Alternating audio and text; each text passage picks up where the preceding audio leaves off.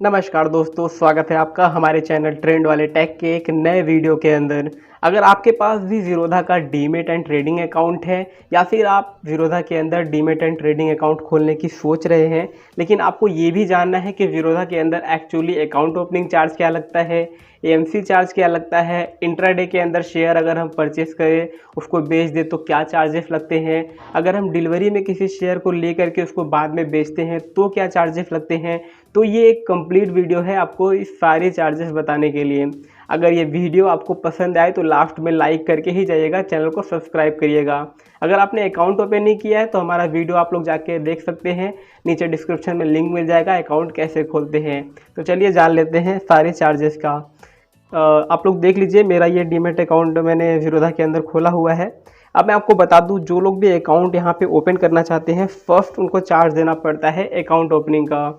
आप लोगों को यहाँ पे 200 रुपये पे करने होते हैं जब आप अकाउंट यहाँ पे खोल रहे होते हैं, तो यानी कि अकाउंट ओपनिंग चार्ज ज़ीरोधा के अंदर 200 रुपये है। 200 रुपये देने के बाद आपका डीमेट अकाउंट खुल जाएगा। अब आपने अकाउंट तो खोल लिया, लेकिन आपको ये भी पता है कि ज़ीरोधा के अंदर या फिर अलग अलग ब्रोकरेजेस के अंदर एएमसी चार्ज यानी कि अकाउंट मेंटेनेंस चार्ज भी लगता है। वो कितना देना पड़ता है ये देख लीजिए। तो इसके लिए हम ज़ीरोधा के ऑफिशियल साइट के ऊपर चलते हैं। यहाँ पे मैं आप लोगों को दिखा देना चाहता हूँ चार्ज क्या लगता है। तो देख लीजिए, अगर आप लोग ज़ीरोधा का अकाउंट इंडिविजुअली या फिर पार्टनरशिप फर्म के साथ चला रहे हैं तो आप लोगों को 300 रुपये प्लस जीएसटी देना पड़ता है। ये एक बार में नहीं देना पड़ता है 300 रुपये, आप लोगों को ये क्वार्टरली देना पड़ता है। आपको पता है कि एक साल में 4 क्वार्टर होते हैं, यानी कि हर 3 महीने पे आपको 75 रुपये प्लस 18% जीएसटी देना पड़ता है। ये आपके अकाउंट से कट हो जाता है, लेकिन अभी घबराइए मत, ये किनके अकाउंट से कट होता है ये भी आगे वीडियो में मैं आपको बताऊंगा। पहले चार्ज देख लेते हैं। अगर आप एक एनआरआई हैं तो आपसे ज़ीरोधा 500 रुपये प्लस जीएसटी लेता है 18% का। ये भी 3 महीने में एक बार कटता रहता है, यानी साल में 4 बार कटता है। इसके अलावा अगर आप कॉरपोरेट से हैं तो या फिर प्राइवेट एंड पब्लिक कंपनी से है तो आप लोगों का 1000 रुपया एएमसी लगता है प्लस 18% जीएसटी। इसको भी आप लोग 3-3 महीने में देते हैं 250 रुपये प्लस जीएसटी करके। इसके अलावा अगर आपका अकाउंट ILFF डीमेट है, यानी कि आपका अकाउंट 15 सितंबर 2015 से पहले खुला हुआ है, तो आप लोगों को 400 रुपया प्लस जीएसटी देना पड़ता है।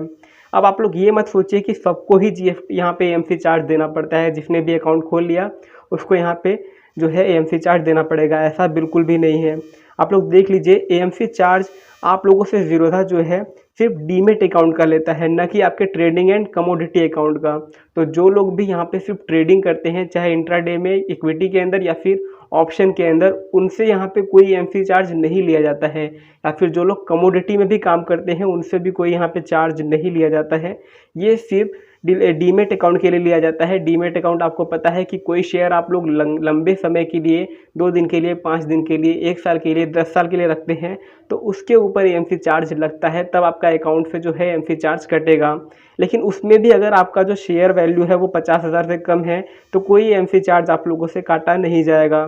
लेकिन जैसे ही आपके अकाउंट में 50,000 रुपये से लेके 50,001 रुपये से लेके 2 लाख रुपये तक का शेयर आपने परचेस करके रख दिया डीमेट में, तो आपसे 25 रुपये लिए जाएंगे क्वार्टरली, यानी साल का सिर्फ 100 रुपया प्लस जीएसटी। ठीक है।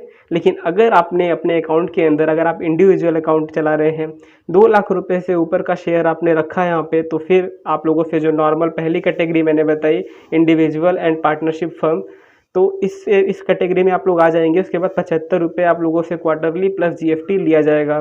तो ये हो गया हमारा एएमसी चार्ज। आप लोग समझ गए होंगे कि किनको एएमसी देना है, किनको नहीं देना है।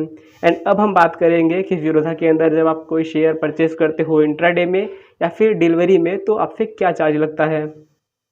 तो अलग अलग ब्रोकरेज चार्ज समझाने के लिए मैं ज़ीरोधा के ऑफिशियल कैलकुलेटर के ऊपर आया हूँ। इसका लिंक आपको नीचे डिस्क्रिप्शन में मिल जाएगा। सबसे पहले तो ये जान लीजिए, ज़ीरोधा के अंदर आप लोग अगर इंट्राडे ट्रेडिंग करते हैं तो पर एग्जीक्यूटेड ऑर्डर का आप लोगों से 20 रुपया लिया जाता है। ठीक है, पर एग्जीक्यूटेड ऑर्डर का 20 रुपया आप लोगों से लिया जाता है इंट्राडे ट्रेडर जो है उनके लिए।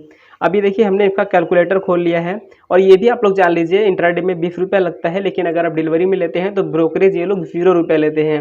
लेकिन क्या अलग अलग चार्ज लगता है वो भी जानना जरूरी है। तो देखिए, हमने इनका कैलकुलेटर खोल लिया है। इक्विटी, फ्यूचर एंड ऑप्शन वाला सेगमेंट हमने खोला हुआ है। अब देख लीजिए, मैं आपको बारी बारी से दिखाता हूँ।